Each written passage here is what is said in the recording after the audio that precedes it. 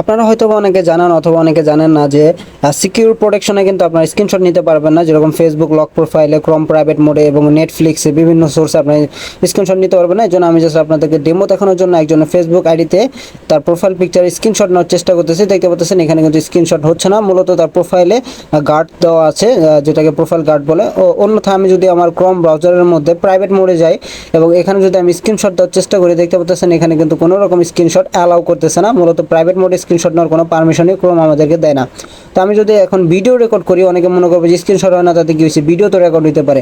তো আমি just video record করছি, ভিডিও রেকর্ড করে ক্রোমের প্রাইভেট মোডে যাচ্ছি। আমি প্রাইভেট মোডে গিয়ে ভিডিওটা অলরেডি করে ফেলছি। আমি জাস্ট ভিডিওটাকে এখন সেভ করব। সেভ করার পরে আপনাদেরকে গ্যালারি থেকে এটাকে প্লে করে দেখাচ্ছি।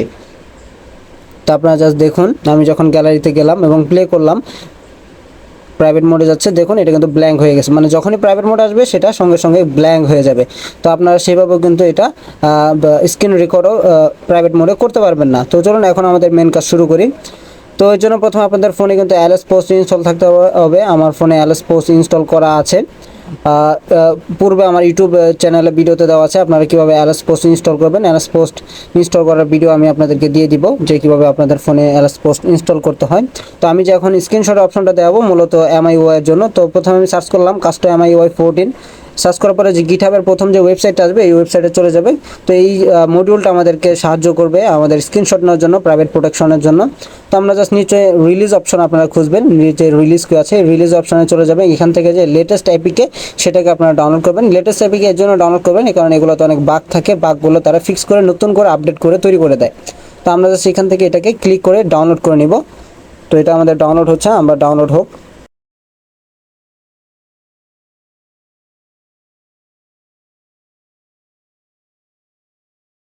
তো ডাউনলোড হয়ে গেছে, আমরা জাস্ট এটার উপরে ক্লিক করে আমরা এটাকে ইনস্টল করে নিব। নর্মাল ইনস্টল কীভাবে করেন ঠিক সেভাবে এটাকে ইনস্টল করবেন।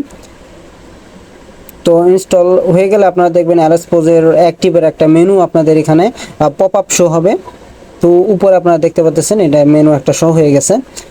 তো তারপর আমাদের করতে হবে কি, আমরা যদি ফোনটাকে রিবুট করতে যাই, রিবুট করার তেমন কোনো অপশন আপনারা দেখতে পাচ্ছেন না। এখানে অনেকগুলো অপশন আমরা নিয়ে আসতে পারবো। এরপরে এটাকে মডিফিকেশন করে আমরা মডিউল সেকশনে চলে আসবো। মডিউল সেকশনে আসার পরে যে Lsposed যে মডিউলটা সেটা সিলেক্ট করে নেব এবং এটাকে অন করে দিব। এটাকে অন করে দেওয়ার পরে আমরা জাস্ট এই যে সেটিং আইকনটাকে দেখতে পাচ্ছেন, এই সেটিংয়ে ক্লিক করে দিব।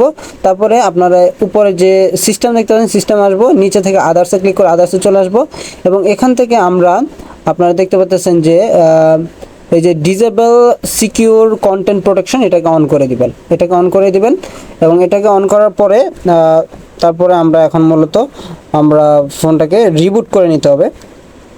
তো আমাদের ফোনটাকে এখন আমরা জাস্ট রিবুট করে নিব। তো রিবুট করতে গেলে এখানে আরও কিছু অপশন আসার কথা, সেই অপশনগুলো আসতেছে না। আমি জাস্ট সেই অপশনগুলো যাতে চলে আসে তার জন্য আমি আবার Lsposed মডিউলে যাব, সেটিং অপশনে যাব, তারপরে সিস্টেমে চলে আসব এবং নিচে আদার্সে চলে আসব। আদার্সে চলে আসার পরে যে এক্সপ্যান্ড পাওয়ার মেনু এটাকে অফ থাকে, এটাকে আপনারা অন করে দিবেন। এটা অনেক উপকার করবে আমাদের। এরপরে আমরা জাস্ট ব্যাক চলে আসবো। ব্যাক চলে আসার পর আমাদের যেভাবে ফোনটাকে সফট রিবুট করে দিব। এই যেখানে দেখে বলছেন সফট রিবুটের অপশন, আপনারা ডাইরেক্ট রিবুটও দিতে পারেন, সফট রিবুট দিতে পারেন। সফট রিবুট দিলে এটা পুরোপুরি বন্ধ হবে না, কিছুটা বন্ধ হয়ে এটা তাড়াতাড়ি অন হওয়ার চেষ্টা করে মূলত সফট রিবুটে ক্লিক করার মাধ্যমে। তো এটা আমাদের একটু অন হওয়া পর্যন্ত আমরা কিছুক্ষণ অপেক্ষা করি, এটা কতক্ষণ অন হয়। তো এর মধ্যে যদি কোনো প্রবলেম আসে সেটা আপনাদেরকে লাইভ আমি ভিডিওর মাধ্যমে কীভাবে ফিক্স করতে হয় সেটা দেখাবো। আমি যে এখন মডিউলটা রান করতেছি এটা মূলত Xiaomi ফোনে। আমার এখানে কালিন 800 ইনস্টল করা আছে, তো কালিন 800 বুট অ্যানিমেশন আসতেছে। তো কালিন 800 কীভাবে ইউজ করতে সে নিয়ে আমার ইউটিউব অলরেডি প্লে লিস্ট আছে, আপনারা চাইলে সেটা দেখতে পারেন। আমি ডিসক্রিপশনে সেগুলো ভিডিওগুলোর লিঙ্ক দিয়ে দিব। তো আমাদের এটা ইনস্টল হয়ে গেছে। ইনস্টল হয়ে যাওয়ার পরে তো এখন আমরা কিছু করবো না, আমরা জাস্ট পাওয়ার মেনু আইসি কিনা সেটা দেখবো। এর জন্য রিবুটে ক্লিক করলাম, দেখতে পাচ্ছি এখানে 4টা অপশন চলে আসবে, ফাস্ট বুট mode, recovery mode, soft reboot mode এবং রিবুট মোড। তার মানে আমাদের যে পাওয়ার মেনু সেটা এক্সটেন্ড হয়ে গেছে। তো এটা মূলত এই হচ্ছে এটার কাজ। এখান থেকে সরাসরি আপনার রিকভারি মোডে, ফাস্ট বুট মোডে আপনার ফোনটাকে নিয়ে যেতে পারবেন। তো এখন আমি আমার ক্রোমের যে প্রাইভেট মোড আছে সেখানে চলে যাব। প্রাইভেট মোডে চলে যাওয়ার পরে সেখানে আমি জাস্ট লাইভ আপনাদের সামনে স্ক্রিনশট নিব এবং দেখতে পারবেন আপনার স্ক্রিনশট কিন্তু সাকসেসফুলি নিচ্ছে। এই যে দেখতে পাচ্ছেন এটি স্ক্রিনশট কিন্তু হয়ে গেছে। তো আমি আরও একটা স্ক্রিনশট নিচ্ছি, দেখতে পাচ্ছেন এখানে কিন্তু স্ক্রিনশট নিচ্ছে। এখন কিন্তু এটা স্ক্রিনশট অ্যালাউ হয়ে গেছে। এখন যদি আমি ফেসবুকে যে লক প্রোফাইলটা সেটাও খুঁজে বের করি, আর সেই লক প্রোফাইলটা আপনাদের জাস্ট আমি সার্চ করে দেখাচ্ছি স্ক্রিনশট হয় কিনা। তো এই লক প্রোফাইল সিলেক্ট করলাম। এখন যদি আমি এখানে একটা স্ক্রিনশট দিই দেখতে পারবেন যে একটা সাকসেসফুল স্ক্রিনশট হবে। মূলত পূর্বে কিন্তু এটা স্ক্রিনশট নেওয়া যাচ্ছিল না, আপনারা দেখেছেন ভিডিওতে ভিডিওর ফার্স্টের দিকে দেখেছেন এটা। তো দেখতে পাচ্ছেন এখান থেকে কিন্তু আমরা এখন স্ক্রিনশট দিতে পারতেছি। তো ফিচারটা কিন্তু দারুণ।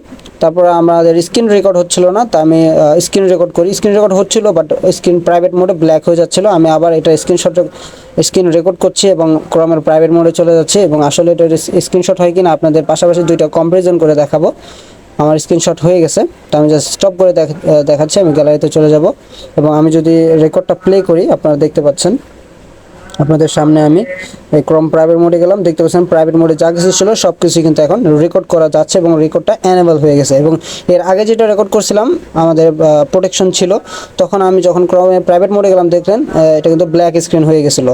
তো নতুন যে ভিডিও সেটা কিন্তু আমরা এখন স্ক্রিন রেকর্ড করতে পারতেছি। তো এটাই ছিল আজকের এই ভিডিওতে আমাদের টিউটোরিয়াল। ধন্যবাদ।